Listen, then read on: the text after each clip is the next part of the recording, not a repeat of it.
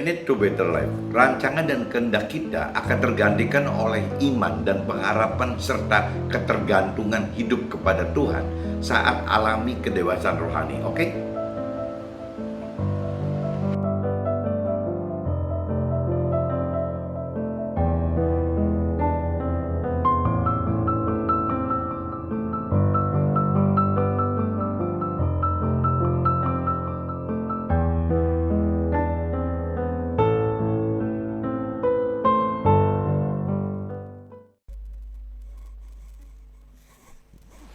Bapa,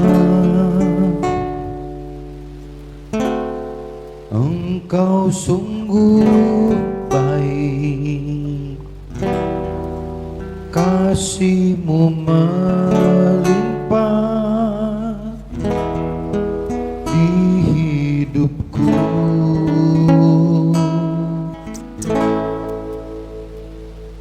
Bapa, ku berterima kasih berkat-Mu hari ini yang Kamu sediakan bagiku. Ku naikkan syukurku buat hari yang Kau beri, tak habis-habisnya kasih dan rahmat-Mu, selalu baru dan tak pernah terlambat pertolongan-Mu, besar setia-Mu di sepanjang hidupku.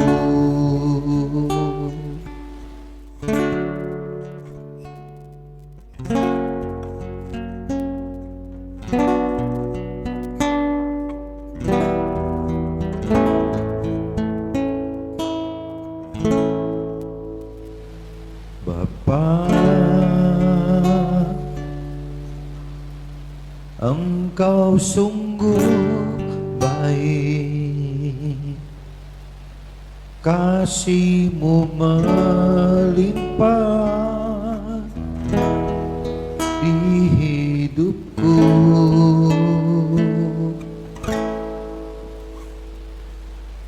Bapa, ku berterima kasih berkat-Mu hari ini yang Kau sediakan bagiku. Ku naikkan syukurku buat hari yang Kau beri, tak habis-habisnya kasih dan rahmat-Mu, selalu baru dan tak pernah terlambat pertolongan-Mu, besar setia-Mu di sepanjang hidupku.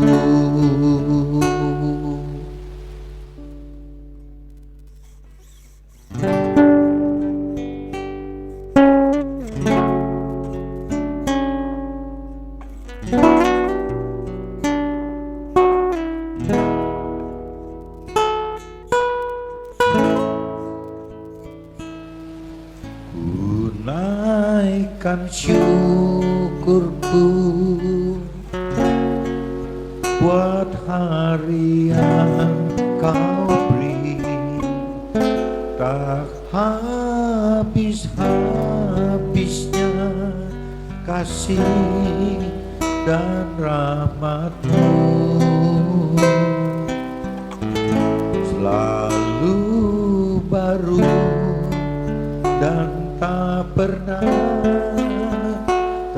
lambat pertolonganmu, besar setiamu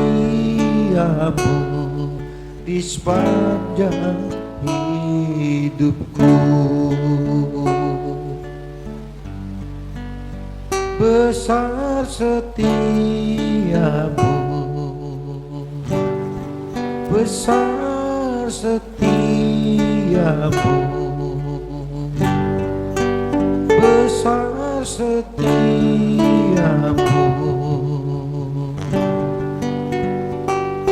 di sepanjang hidupku.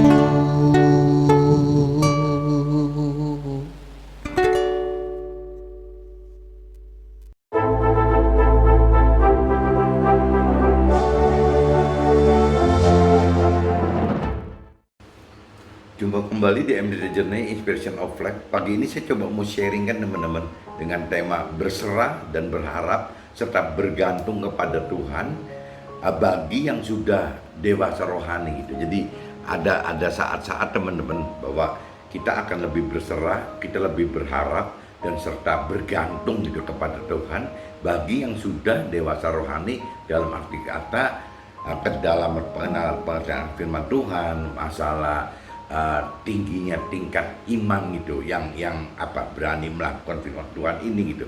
Nah, akhirnya membawa kita bergantung teman-teman, berserah, berharap dan bergantung. Jadi tidak seperti waktu awal-awal kita mengenal Tuhan, kita ingin sekali jadi rancangan dan kehendak kita itu akan diwujudkan oleh kita dalam hidup kita gitu. Tapi ya kembali lagi setelah kita makin dewasa rohani, rancangan kehendak Tuhan, rancangan kehendak kita itu tergantikan oleh rancangan kehendak Tuhan. Bahkan akhirnya tidak terlalu berharap apa-apa teman-teman, karena kita percaya bahwa apa yang Tuhan rencanakan dan kehendaki bagi kita itu adalah yang terbaik gitu. Nah, ini coba saya bacakan di kitab Matius teman-teman. Kita terkait kitab Matius pasal 26 6 sampai 13, di mana pada perikop di sini gitu disebutnya Yesus diurapi, di mana kalau di pengertian universalnya berarti firman gitu, firman yang diurapi. Apabila bicara firman yang diurapi, ini bicara dari sisi firman itu dari sisi rohani teman-teman. Berarti bagaimana caranya unsur rohani itu harusnya setelah kita mengerti akan firman Tuhan, harusnya unsur rohani itu lebih dalam dibanding lebih berharga, lebih berarti, lebih dijadikan panutan dibanding hal-hal duniawi teman-teman. Jadi antara pola-pola duniawi dengan pola-pola rohani itu memang agak beda teman-teman. Jadi banyak hal-hal yang dari sisi rohani dianggap memang itu benar, tapi dari sisi duniawi mungkin bisa dianggap itu salah gitu. Nah, ini sebaliknya juga sama teman-teman. Apa yang dianggap oleh duniawi benar belum tentu dari sisi rohani dianggap benar gitu. Karena beda persepsi, pola kitanya mau menempatkan pikiran perasaan kita dari sisi apa gitu. Kalau kita menempatkan diri dari sisi rohani, ya jangan-jangan nanti pola dunia itu salah gitu. Tapi kalau orang dunia menempatkan diri dari sisi dunia, dianggap orang rohani salah. Terkait juga dengan urusan materi teman-teman, urusan yang kaitannya dengan materi, dengan duniawi itu yang pasti akan jadi perbedaan itu. Nah, ini saya coba bacakan teman-teman. Ketika Yesus berada di Betania, di rumah Simon si Kusta, datangnya seorang perempuan kepadanya membawa sebuah buli-buli pualam berisi minyak wangi yang mahal. Minyak itu dicurahkannya ke atas kepala Yesus yang sedang duduk makan gitu. Jadi ini cerita ada seorang perempuan yang membawa buli-buli pualam berisi minyak wangi yang mahal gitu, di mana minyak wangi ini dicurahkan ke atas kepala Yesus sebagai pengurapan gitu, diurapi gitu kepala Yesusnya gitu. Nah, melihat hal itu, murid-murid gusar dan berkata, untuk apa pemborosan ini? Coba teman-teman bayangin, ini cerita murid Yesus pun ya tetap masih mengatakan bahwa kenapa sih kok minyak wangi yang harganya begitu mahal kok cuman untuk mengurapi kepala Yesus saja gitu. Jadi murid-muridnya malah komplain. Padahal murid-muridnya ini setiap saat sudah bersama dengan Yesus kan, tapi tetap masih komplain gitu. Karena murid-muridnya dengan pola pikir duniawi gitu. Bagaimana secara duniawi minyak ini terlalu sayang gitu apabila cuma sekedar untuk mengurapi kepala Yesus saja gitu. Dianggap di pemikiran si murid-muridnya pasti mikirnya seperti itu teman-teman. Nah, terus lanjut lagi, sebab minyak itu dapat dijual dengan mahal dan uangnya dapat diberikan kepada orang-orang miskin.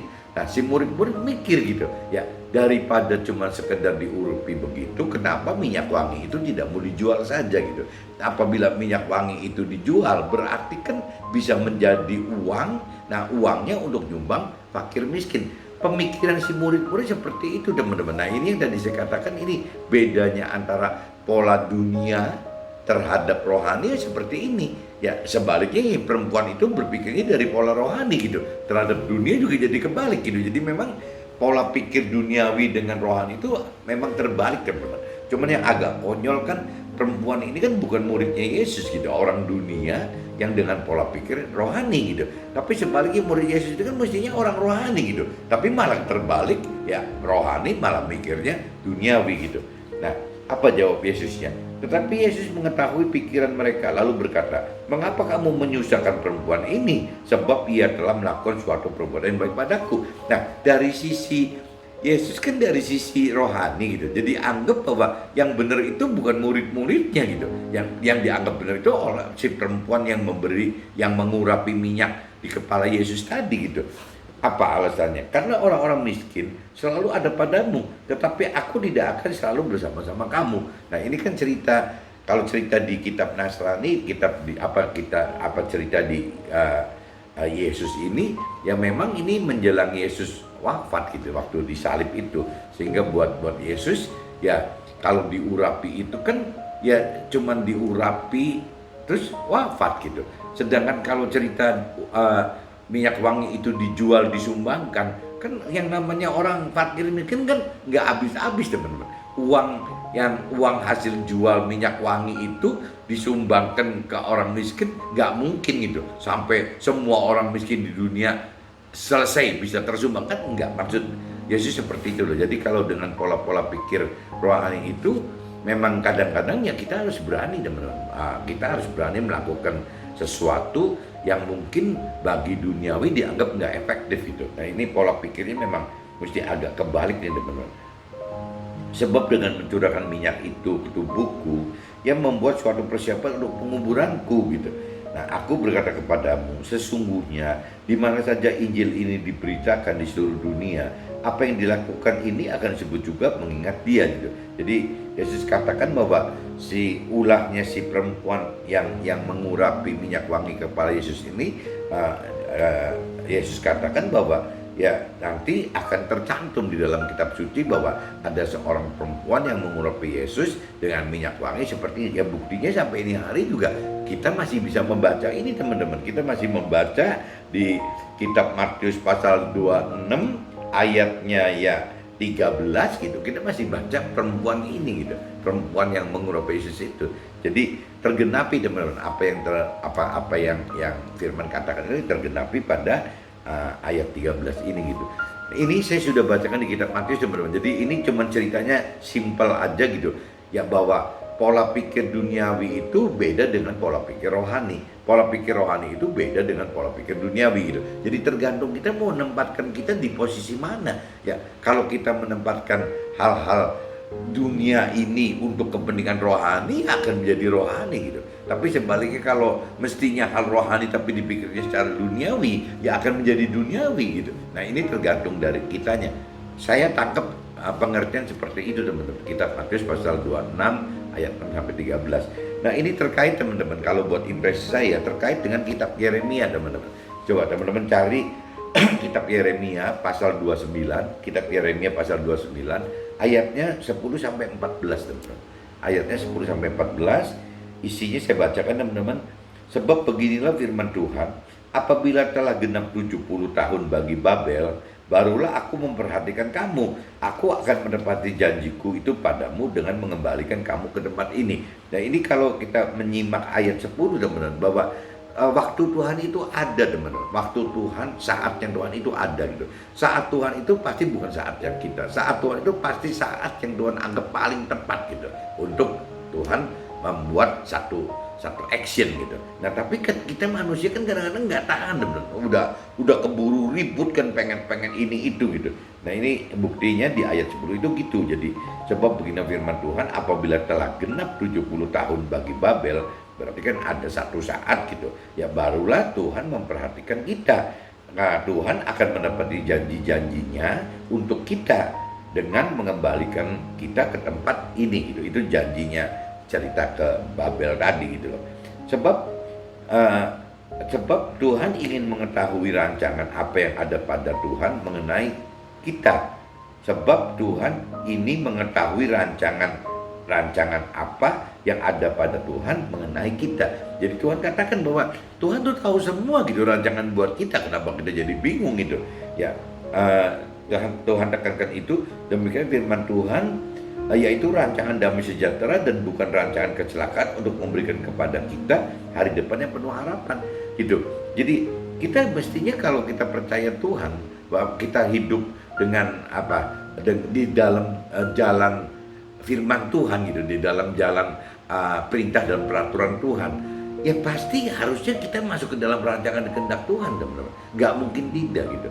Jadi kita pasti masuk itu selama kita hidup dengan menjalankan sesuai perintah dan peraturan firman Tuhan gitu. Nah ini yang kita ributin, berarti kan harusnya nggak perlu harus rancangan dan kehendak Tuhan ini apa gitu. Yang kita mesti ributkan di diri kita itu, apakah kita sehari-hari hidup tidak sesuai perintah dan peraturan Tuhan.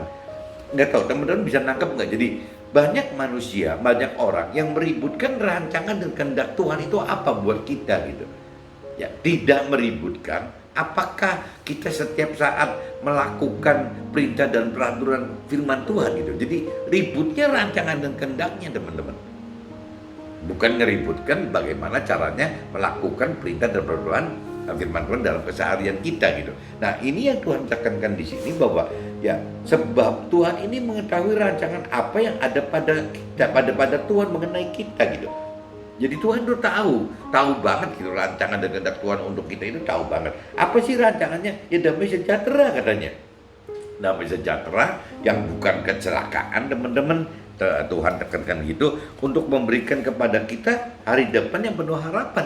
Jadi Tuhan juga mikirin hari depan kita, bukan tidak memikirin hari depan kita. Nah cuman kita kadang-kadang berebut sama Tuhan, kita ingin sekali rancangan kehendak kita itu yang sesuai pikiran perasaan kita itu terwujud dalam hidup kita. Padahal rancangan dan kehendak Tuhan itu belum tentu sama dengan rancangan dan kehendak dari kita, beda gitu.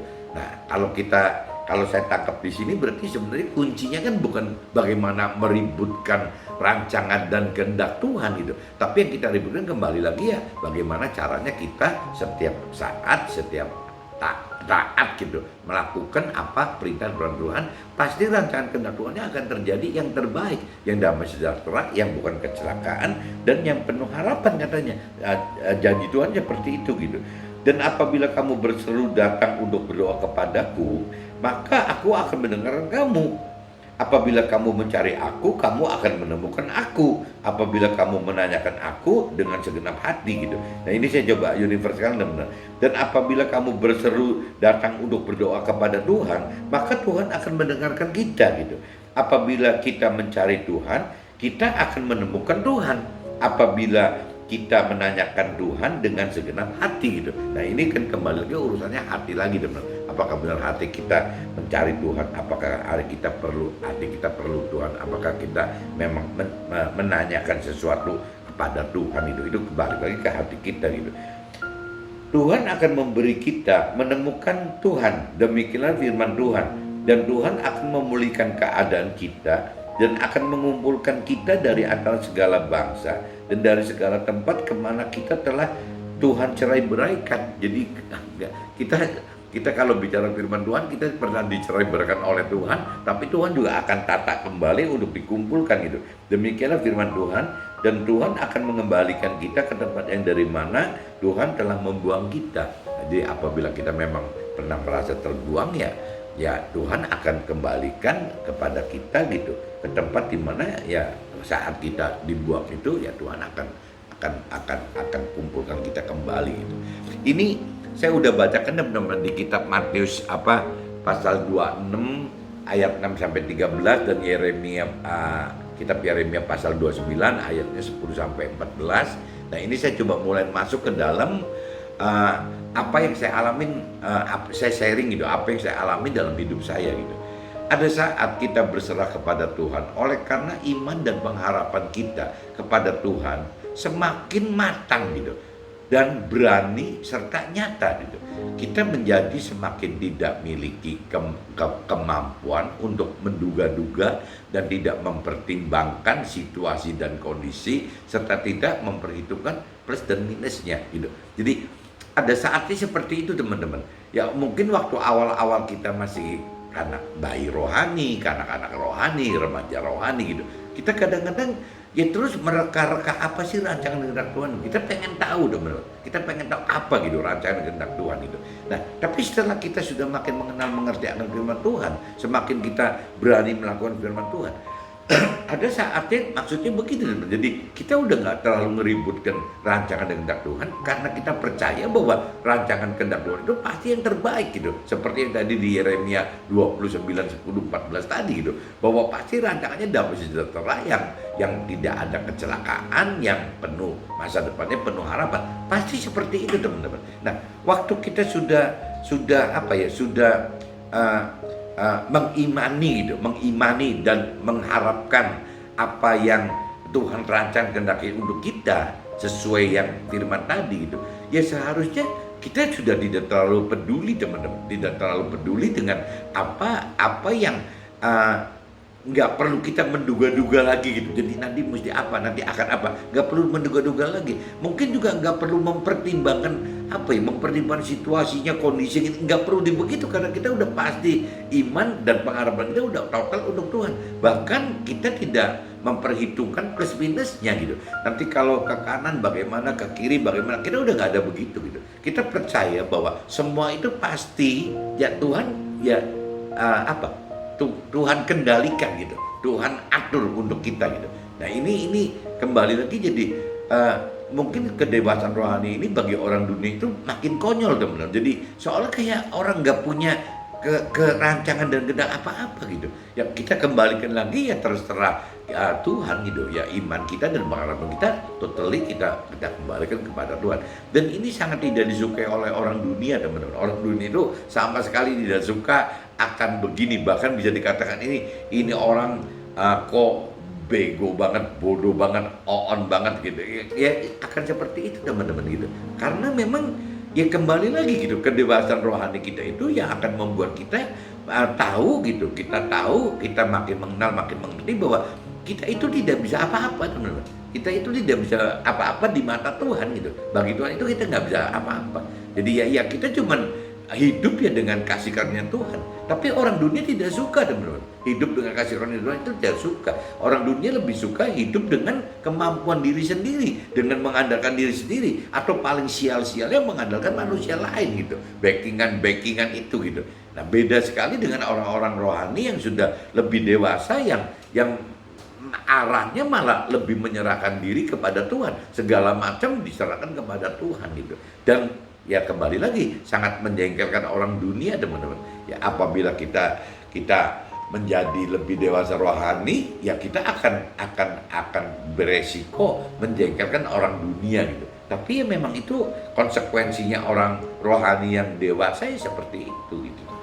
Kedalaman pengenalan dan pengertian akan firman yang membuat kita dapat melakukan sesuatu atas dasar pertimbangan rohani batinia kita gitu, bukan atas dasar duniawi atau lahiriah kita seperti orang dunia selalu lakukan gitu. Jadi ya itu kembali ke kedalaman pengenalan pengertian ini tuh teman-teman yang menyebabkan bahwa kita itu jadi jadi pertimbangan-pertimbangan itu diambil ya seperti perempuan yang tadi ngasih minyak wangi tadi kan. pertimbangan perempuan itu mengurapi Yesus itu karena pertimbangannya dari sisi rohani atau batinnya si perempuan tadi gitu loh. Tapi kalau bicara murid-muridnya gitu, murid-murid Yesus kan lain gitu. Pertimbangan itu dari sisi duniawi, lahiriah. Jadi akan menilai minyak wangi itu nilainya mahal, kenapa tidak disumbangkan saja? Anggapnya nyumbang itu lebih baik daripada mengurapi si kepala Yesus tadi gitu. Nah ini kan beda persepsi gitu teman-teman.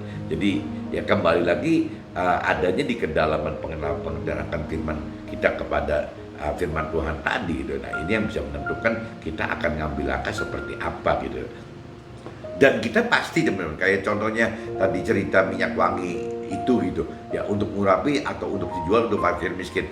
Orang dunia pasti akan ngomong bahwa lebih berguna dijual untuk orang fakir miskin daripada untuk mengurapi. Itu dari sisi orang dunia loh, pasti akan mikir begitu. Jadi kalau si perempuan itu melakukan itu ya pasti dianggap bodoh gitu. Ya kenapa kau seperti itu gitu? Bodoh banget. Bahkan murid Yesus yang mengatakan seperti itu, bukan orang lain gitu. Nah ini yang kita mesti hati-hati teman. Ketinggian tingkat iman percaya kepada Tuhan juga akan membuat kita dapat lebih pasrah untuk tidak tidak miliki iman dan pengharapan yang lahir dari jiwa kita gitu.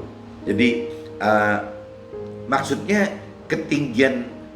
Jadi tadi kan bicara kedalaman pengenalan pengertian akan firman gitu. Nah itu imbangnya itu teman-teman, dengan ketinggian tingkat iman percaya kepada Tuhan juga akan membuat kita dapat lebih pasrah gitu. Ya begitu kita sudah lebih beriman kepada Tuhan, lebih beriman percaya kepada Tuhan, ya kita timbulnya pasrah teman-teman, akan lebih pasrah gitu.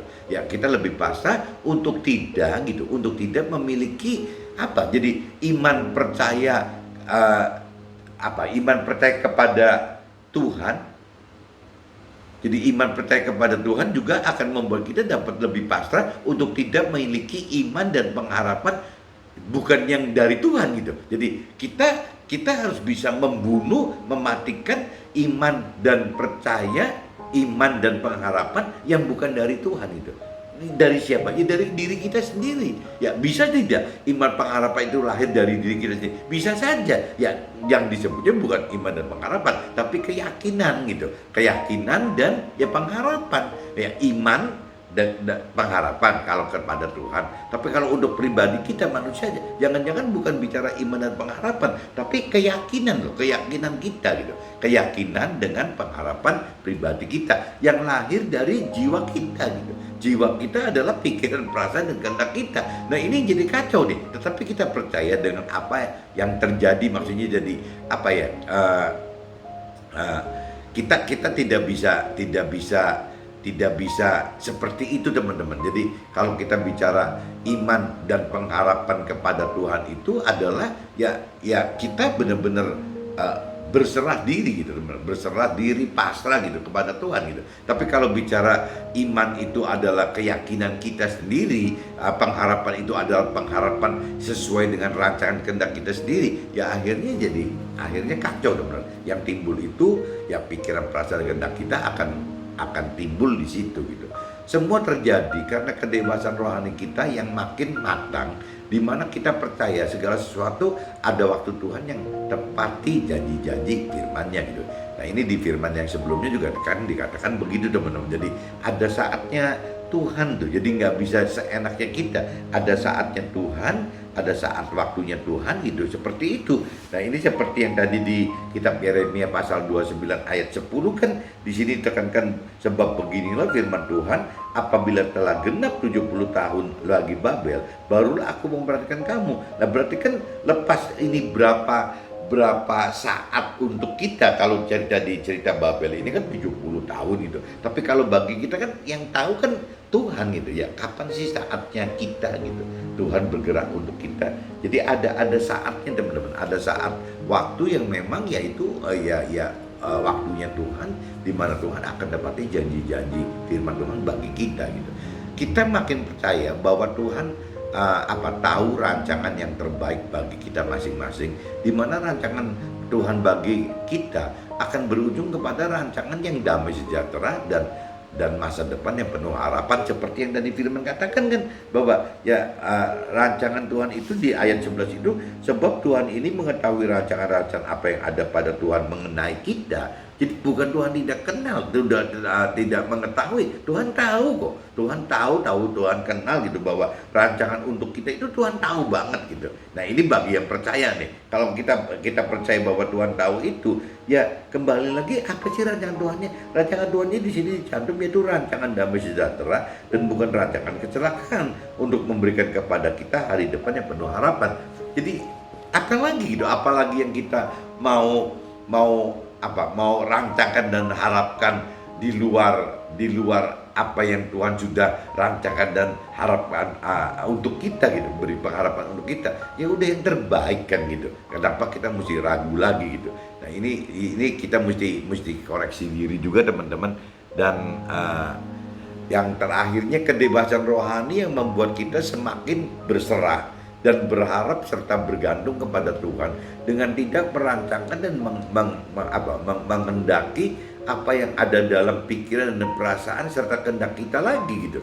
Oleh karena kita semakin mengenal dan mengerti bahwa apapun yang terjadi, ya ada di dalam genggaman Tuhan, di dalam kendali Tuhan, di dalam kontrol Tuhan, selama kita taat dan takut Tuhan dan firman Tuhannya gitu. Jadi lama-lama kebebasan rohani ini, teman-teman, yang membuat kita itu jadi kita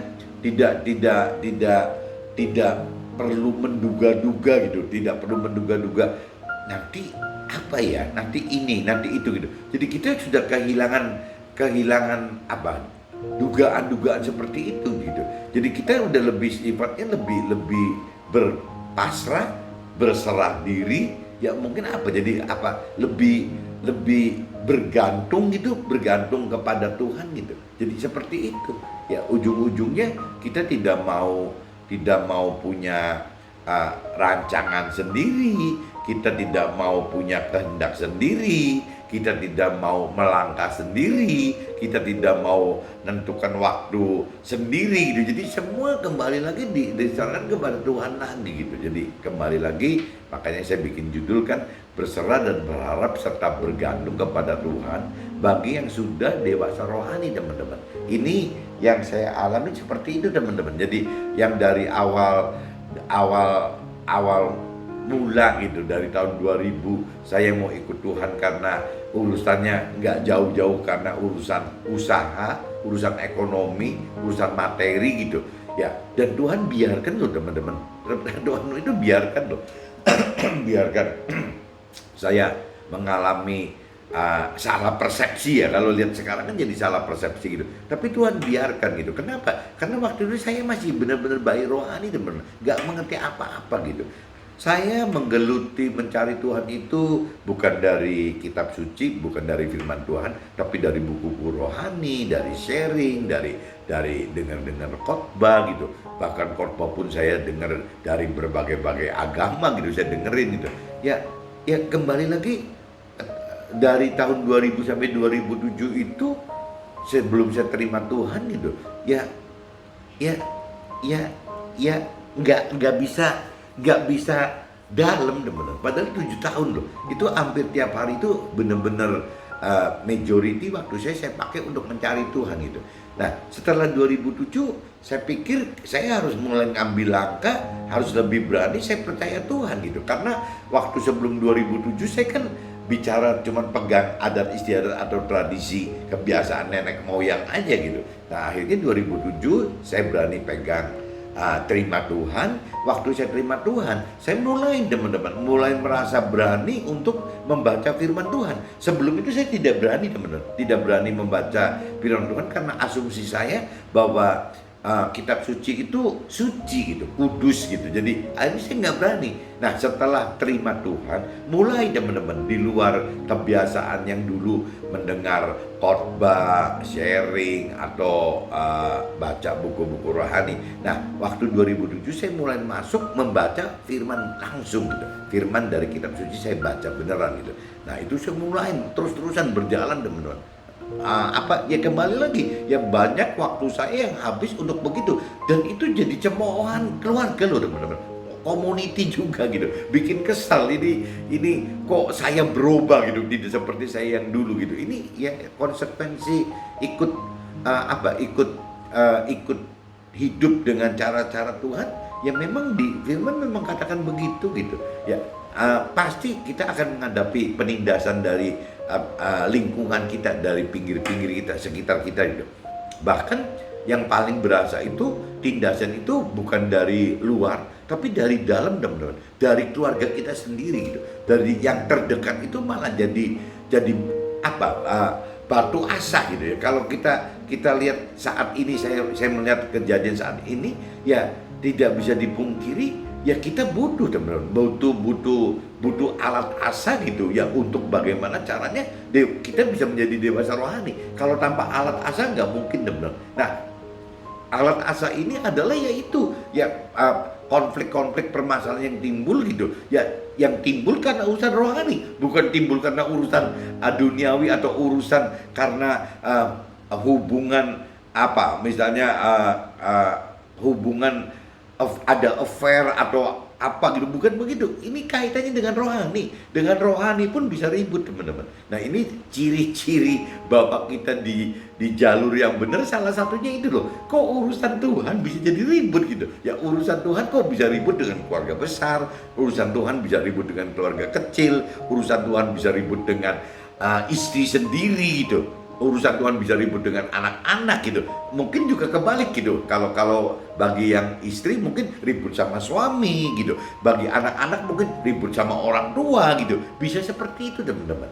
Tapi kalau kita lihat sekarang gitu, setelah kita lebih mengerti akan firman Tuhan, memang itu satu cara gitu, satu cara Tuhan bagaimana untuk mengasah kita. Seperti yang firman ada katakan bahwa besi menajamkan besi, ya memang seperti itu, teman-teman. Jadi waktu timbul gesekan kita dengan orang-orang di sekitar kita gitu, orang-orang dekat bahkan di sekitar kita, justru bagaimana caranya itu menimbulkan kedalaman pengertian akan firman Tuhan itu akan timbul di situ gitu. Ya, bagaimana timbul peningkatan level iman kita makin tinggi, memang jadi timbul, teman-teman. Ya gara-gara semua juga gara-gara ya permasalahan konflik yang timbul gitu. Nah, cuman yang lucu gitu, konflik yang timbul itu tidak lari dari urusan rohani, teman-teman. Tidak lari dari urusan Tuhan gitu. Jadi bukan ribut urusan apa bisnisnya untung apa rugi, atau mungkin ada affair di keluarga, atau mungkin bagaimana gitu. Bukan itu loh. Semua terkait urusan rohani, semua terkait urusan Tuhan itu. Itu bisa bikin ribut gitu.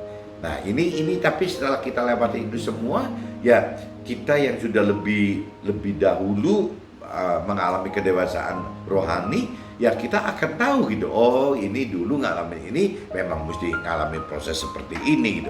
Nah, sebaliknya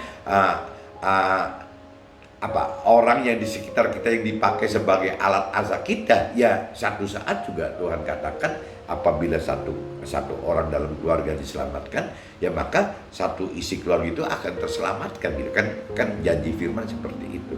Jadi mudah-mudahan teman-teman, saya ceritakan, sharingkan hari ini, yaitu ujungnya, teman-teman, kalau waktu kita belum matang gitu urusan pengalaman rohani, belum dewasa rohani, kadang-kadang kita pengen sekali rancangan dan kehendak itu terjadi karena pikiran dan perasaan serta kehendak kita gitu. Tapi setelah kita lebih mengerti akan firman Tuhan, kita lebih memiliki iman yang lebih gitu. Ya ujungnya gitu, teman-teman, kita jadi akhirnya lebih berserah, lebih berharap dan lebih bergantung kepada apa sih Tuhan maunya gitu. Toh kembali lagi seperti yang di kitab Yeremia tadi 29 itu, memang Tuhan yang sudah tahu kok ya, bahwa Tuhan ini mengetahui rancangan-rancangan apa yang ada pada Tuhan mengenai kita gitu. Tuhan udah tahu itu kok. Di sini dikatakan demikianlah firman Tuhan, demikianlah firman Tuhan, yaitu rancangan damai sejahtera dan bukan rancangan kecelakaan, untuk memberikan kepada kita hari depan yang penuh harapan. Janji Tuhan seperti itu, teman-teman. Mudah-mudahan teman-teman bisa nangkap maksud saya. Jadi kembali lagi, ya satu saat kita nggak perlu menduga-duga, kita nggak perlu ngarepin mujizat yang bagaimana. Ya kita berserah saja, kita berharap saja, kita bergantung aja kepada Tuhan, cukup gitu. Oke teman-teman, see you, bye-bye.